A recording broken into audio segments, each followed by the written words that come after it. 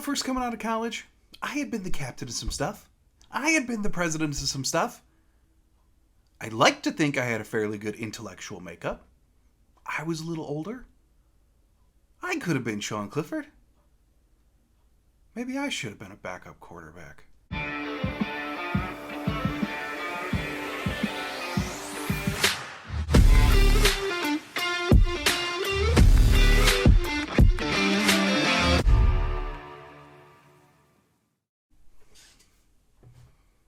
Hey, welcome back, everybody, to Lombardi Time Brews. I'm your host, John Delray. Super thankful to be back in this chair following our huge live stream for every single Packer pick of the 2023 NFL Draft. If you came to that live stream at all, even if you just checked in for a little bit, or if you were one of those people that was there for all 15 hours that we were live, thank you so much. We had a great time. Super thankful for Claudia and Jim sitting in here with me. But we all had a great time with you. Ton of interactions, ton of just spreading news and facts with each other and having some fun, especially at that Anthony Johnson Jr. pick too. If you were there, you knew just how elated I was.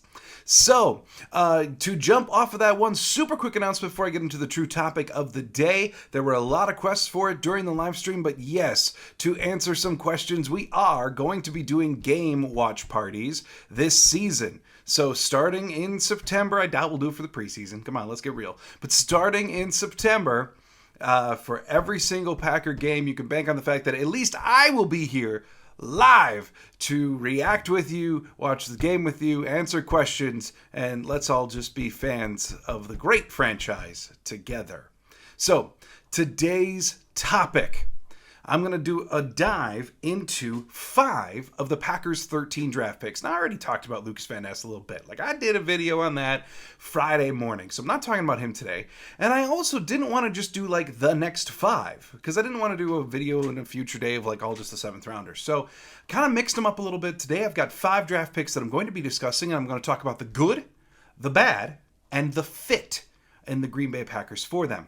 Before we get to that, though, just a super quick rundown for you of the Packers draft picks. First, of course, was Lucas Van Ness, the edge out of Iowa. He is going to be wearing jersey number 90. Now, all of these jersey numbers have been confirmed. They weren't just the initial draft announcement won by the Packers. These all came out this afternoon from the Green Bay Packers. These are anticipated to be the jersey numbers that these men are going to wear when they suit up for the green and gold. Number 2, Luke Musgrave, tight end out of Oregon State. He's going to be wearing number 88. Pick 50 in the draft, Jaden Reed, wide receiver from Michigan State University. He is going to be wearing number 11. He is not going to be wearing number 1. When he was first picked, the Packers put out a graphic with number 1, and he was going to be due to be the first Packer player to wear number 1 since 1926, and Curly Lambeau. Yeah, the number 1 is unofficially retired, much like the number 5 for Paul Hornig for Green Bay. That graphic was puzzling. I was very surprised that Green Bay was going to allow that to occur, but no. In today's announcement, he is number 11. Pick 78 in the draft was Tucker Kraft, tight end from South Dakota State. He's going to be wearing number 85. Pick 116 in the draft, Kobe Wooden, defensive lineman from Auburn. He's going to be wearing number 96. Pick 149, Sean Clifford, quarterback from Penn State. He's going to be wearing number 8. Number 159, Dontavian Wicks, the wide receiver from Virginia. He's going to be wearing Alan Lazard's freshly open number 13. Pick 179 in the draft, Carl Brooks, the defensive lineman from Bowling Green, is going to be wearing Dean Lowry's number 94. Pick 207, Anders Carlson, the kicker from Auburn, going to be wearing a jersey 17. I don't remember some dude who wore 17 for the Packers. So Anders Carlson going to be wearing number 17. Pick 232, Carrington Valentine, the cornerback from Kentucky. He's going to be wearing number 37. Pick 235, Lou Nichols, the running back from Central Michigan. He's going to be wearing number 32, harkening back to Brandon Jackson's days. Pick 242, the Anthony Johnson Jr., safety from Iowa State. He's going to be wearing number 36. Yes, of a certain Nick Collins, Leroy Butler, Vernon Scott lineage. Oh, I was pretty stoked to see that one, not going to lie. And then pick 256, the Packers' final actual draft choice was Grant Dubose, wide receiver from Charlotte. He's going to be wearing number 86, harkening back the days of Antonio Freeman. So there you have it, the Packers draft choices and their numbers. They also did sign, at this time, as of right now anyway, 12 undrafted free agents. So probably going to be doing a video about that on Friday. Today and Wednesday I'm going to be talking about the Packers' actual draft choices. Friday I'm going to probably be talking about the undrafted free agents, barring some massive news.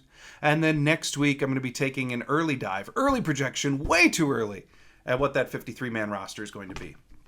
So let's dive into the draft choices. Today, the 5 that I'm going to be covering are Jayden Reed, Sean Clifford, Tucker Kraft, Carl Brooks, and Anders Carlson. Yeah, that's right. I'm covering the kicker last. Don't leave before that, because I got some stuff to say about the kicker, and it's stuff you might want to hear. So, Jayden Reed, pick 50 in the draft, 5'11", 187 pounds with a 6.61 RAS score. Now, that's one of the first times that Brian Gutekunst has chosen a player in the top 80 picks of the draft where that player's RAS score was under 8. But here's the thing with Jayden Reed. He's got a 6.61 RAS, but he didn't do any of the agility testing. And I have a feeling his number actually would have gone up, given the style of player that he is, had he done agility testing. And I have a feeling Brian Gutekunst feels the same way. But some little neat tidbit about him, he did not do a visit with the Packers, and in 2021 he was a finalist for the Paul Hornung Award, which is granted to the college football player who's the most versatile. How incredibly fitting in so many ways, both for Packers old and new. So here's the good about Jayden Reed. He's incredibly adept as a returner, which should serve him quite well for producing yards after the catch. Brian Gutekunst said as much in his interview about Jayden Reed as well. And despite his size being only 5'11", he actually plays like a larger-bodied receiver. He's very adept at making contested catches. And he's not exactly a typical burner, but NFL.com had this to say in his scouting report, saying, his ball skills and feel for positioning on deep throws and jump balls are unquestioned. So again, another trait of a guy who's only 5'11", only 187 pounds, yet plays like a larger receiver. And he may not have the true, burn past you Tyreek Hill, even MVS, get down the field quicker than everyone else. He does have plenty of speed overall in order to create some levels of separation. However, the bad, he does have some focus drops. The Green Bay Packers picked him. Do you expect anything else? I know, I'm sorry. But he's not a typical burner, like I've already said, but he's more quick than fast, which kind of lends itself to the agility numbers of having maybe brought up his RAS score. But the thing is, there's some concern from the scouting reports that I read about Jayden Reed, that with him being more quick than fast, him not having that true, fifth gear, and this is a guy who did run a very good 40. Don't get me wrong, he's not slow. But generally these guys who are 5'10", 5'11", you want them to have ultra speed because their body itself can't necessarily get the separation. Well, Jayden Reed's been using his body, not speed. And so there's some concern that they may not translate as well in the NFL as it did in college. Just something to be a little wary of. Where's his fit in Green Bay? Well, he's got the versatility to be the gadget and the motion guy, a la Tyler Ervin, something in that kind of vein. What they wanted Tavon Austin to be, I think what they even wanted Aaron Rodgers to be before Randall Cobb got here, and that got all out of whack. So he certainly has the versatility to bring that role back. He also can just be the pure receiver that a guy like Randall Cobb was, predominantly in the slot, but not necessarily. Again, speaking to Reed's versatility. Given that he also has incredible special teams experience, being a very good returner, you have to think that he may be Keyshawn Nixon's backup returner, which is something good to have. Maybe he'll also take one of the facets of the game away from Nixon. We did see Nixon excel more as a kick returner than as a punt returner. So it's possible that there's a fit for Reed there as well. Something super interesting about him is that the longer he played in college, the less he played in the slot. He started out his collegiate career at Western Michigan University, where his freshman year, where he was already doing starter snaps as a true freshman, he took 98% of his snaps in the slot. His final year at MSU, only 22%. It's a guy who can do both, and he is feisty.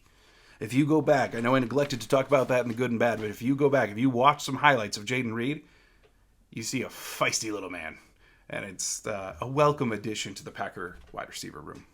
Next, I'm going to talk about happens to be quarterback from Penn State University, Sean Clifford. Now, this is perhaps, from what I'm seeing, the most maligned of all of the Packers draft choices. This is the one that's getting the lowest grade. This is the one where all of the draftniks are completely confused, and Brian Gutekunst is getting like, well, this was a great draft, except for Clifford. Why'd they pick Clifford?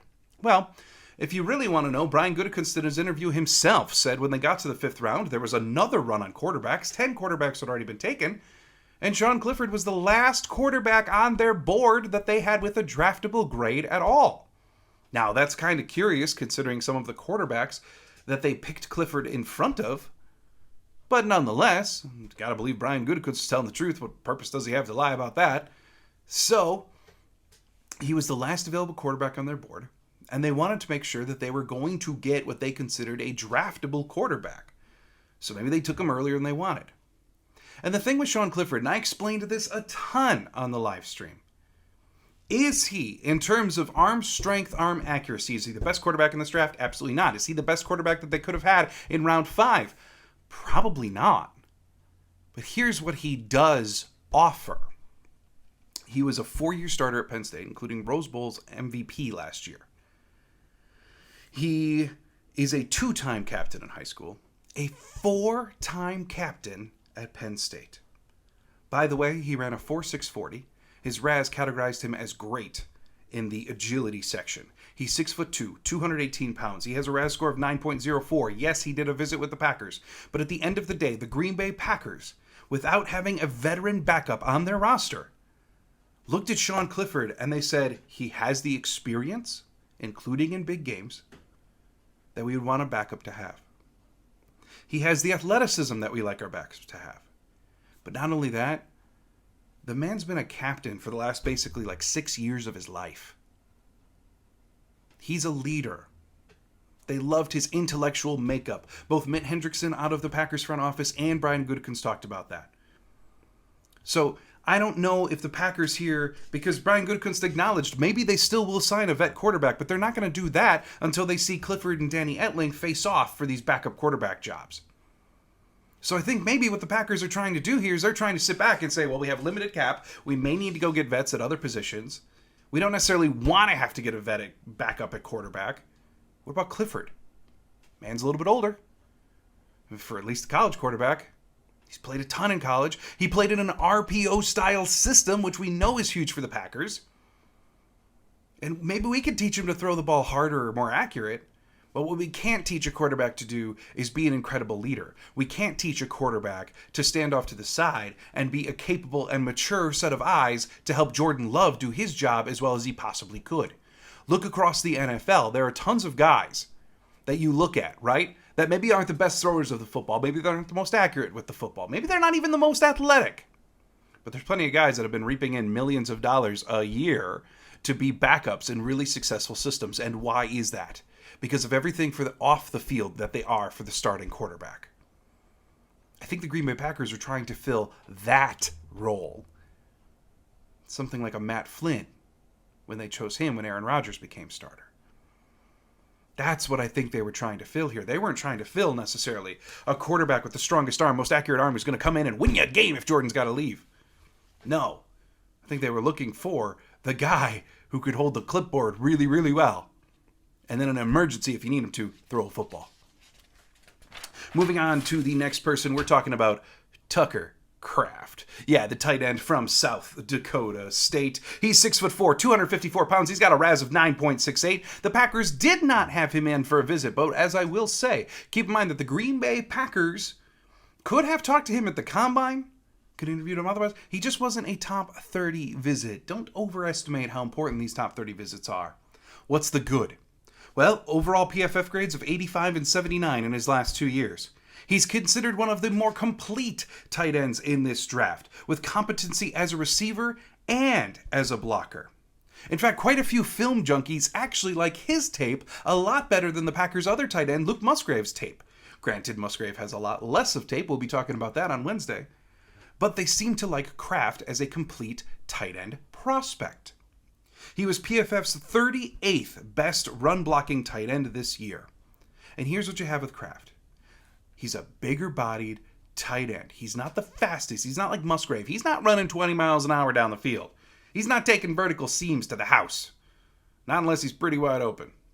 But he's not slow. Definitely not slow. You're at like a 4.68 40 off the top of my head. But what he is he's complete. And we said the same thing about Michael Mayer in our pre-draft reports, right? The guy can block. The guy can catch. He's not going to screw anything up for you. And he's hard to bring down. Here you have Tucker Kraft. He is a very fluid runner. He does get a good number of yards after the catch. These are things that the Green Bay Packers look for. Now, what's his fit? You're going to send Musgrave up the seam and just tell him, go run your 20 miles an hour. Kraft, you're the security blanket. You're going to stay here and block. Maybe you're even going to do some chips into small routes. But you're the security for our new young quarterback. That's Tucker Kraft's role. Moving on from Kraft cheese, Carl Brooks. Yes, Carl Brooks, 6'3", 303 pounds at 5.87 RAS. He did do a visit with the Green Bay Packers. He's the defensive lineman from Bowling Green. Here's his good. The man did play at a lesser level of competition, but the man played at a lower level of competition. Listen to his stats. In 2021, he had 42 tackles, 12.5 tackles for loss, and 7.5 sacks. 2022, he decided to come back to school, so he posted 50 tackles, 18 tackles for loss, which tied him for 10th nationally, and 10 sacks. He's a two-time captain at Bowling Green. What's the bad? He's got 31.5-inch arms, and there is some concern that those are too short of arms. He does seem to play leverage well. But those arms, are they just too short? Can he get off a block like he did in college when he's got these really lengthy Herculean type offensive tackles or guards that he's trying to go against? Ultimately, at the end of the day, he was a game wrecker at Bowling Green. Just a battering ram. And something that I think the Green Bay Packers may ask him to do is actually bulk up his weight a little bit. You know, he's 6'3", 303 pounds. You don't want to know what Kenny Clark is? 6'3", 313 pounds. And Kenny Clark capably plays both nose tackle and end in their base 3-4 system. Now, there is some belief that the Green Bay Packers may, along with their nickel, may be employing more of a 4-2-5 defensive system this year at times. In which case, again, they may want Brooks to bulk up in order to play a capable nose tackle or one of their D tackles a la Kenny Clark. So, I won't be shocked at all if they look at him and they say, we'd like you to add on 10 pounds, so that you're a little bit sturdier. And if he can do that without sacrificing his powerful and quick first step, then the Green Bay Packers have got themselves a winner. Often regarded as one of the players, like Daniel Jeremiah in one interview talked about Carl Brooks. There's been others. Tony Pauline, when he talked with Andy Herman, talked a little bit about Brooks. There seem to be a lot of people that believe that the Packers got a very good player later than he could have gone in this draft. Hey, that means you're winning. So moving on to the last player that we're going to talk about, Anders Carlson, kicker from Auburn. And one of the more, along with Clifford, probably one of the more head-scratching choices, right? Jake Moody goes in the third. All right, the Niners have lost their freaking minds. Fine. And then Ryland, the second best kicker in this draft, he goes, and I think it was like the fourth to the Patriots. Okay, Belichick doing Belichick things. Green Bay, what you going to do for a kicker? And that's where they were. They didn't want to leave the draft without a kicker. They wanted to secure a kicker. So they went with Anders Carlson. And I see what's getting spread around. Okay, as soon as he was drafted, I think it was NFL Network, put up there his career extra point stats. And, I mean, that's incredibly good. 173 out of 176. He was a 5-year starter at Auburn. Kicked 176 extra points, made 173 of them over the course of 5 years. But the other thing that's getting spread around a ton is his 2022, where he was only 4 of 7 on field goals over 40 to 49 yards and 0 for 1 over 50. Hey, hardly sounds like a draft-worthy kicker. But when you roll it back to his 2020 season, that is, I think, where Coach Bisaccia looked at him and said, that's a kicker I can work with. Yes, I've worked with his older brother, who now happens to be the kicker of the Raiders, but this guy, this 2020 version, when everything's right and he's healthy, we'll get to that in a minute, this is a kicker I can work with. Because his 2020 stats, he went 24 of 25 on extra points, 8 of 8 on field goals 20 to 29 yards out, 5 of 6, 30 to 39, 5 of 5, 40 to 49 yards out, and 2 of 3 on field goals 50 yards or more. Why did I mention that injury history thing? Well, because 2 years ago, he tore his ACL, which is slightly problematic for a kicker. Last year's season was cut short because the man broke his shoulder, which, yes, does affect kicking. But you have to believe here. 1, is the door still open for Mason Crosby to return? Yes, it is. Brian Gutekunst said so himself. What does that mean for Carlson? How hard are they going to go for Mason Crosby now that they have Carlson in tow and actually spent draft capital on him? We don't know. But we know that Gutekunst has not closed that door. What we do know is that here they've got a kicker who had at least one truly exemplary season of college football that Bisaccia has vouched to Gutekunst that he can work with. Does that mean that Anders Carlson is for sure going to be the Packers kicker this year? No, it doesn't. But is he certainly the leader in the clubhouse right now? Yes, and I can tell you this is one pick that I was not exactly wild about the more that I dove in until I found his 2020 season. So, that's it. Time to head out. Thanks again. If you attended the live stream over this weekend, thank you. It was a ton of fun. Really was a great time to get to know a lot of you. More than I ever have the chance to do just in this format where I'm talking to myself and hoping that people watch. Thanks for checking out today's video. Do hope you enjoyed it. Hope you're having a fantastic Monday. I'll be back on Wednesday categorizing more draft picks. By then, we're also going to have word on if the Packers officially are picking up Jordan Love's fifth-year option. So I'll be covering that on Wednesday as well. Hope you're having a great day. And as always, go Pack Go.